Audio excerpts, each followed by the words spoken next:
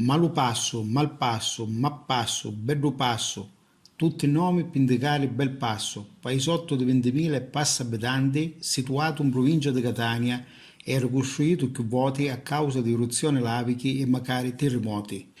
Ca a Mappasso, il 6 dicembre 1870, nasceva Nino Martoglio.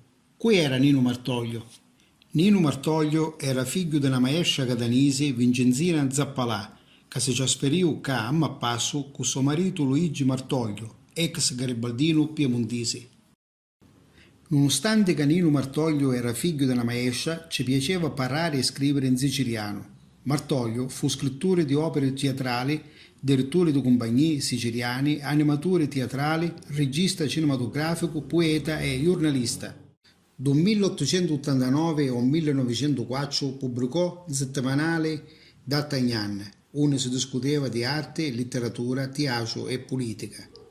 Tra le sue opere teatrali ricordiamo Nica, L'aria del continente e San Giovanni di Collato. Però la sua opera letteraria più importante fu Cendona, insieme di poesie tutte scritte in barata catanese. Nino Martoglio morì a Catania il 15 settembre 1921 a 51 anni, in un viaggio coincidente precipitando per la tromba della censura dell'ospedale Vittorio Emanuele II. Certo è che se avesse ancora vissuto sicuramente ne avesse lasciato un grande e ricco patrimonio letterario siciliano.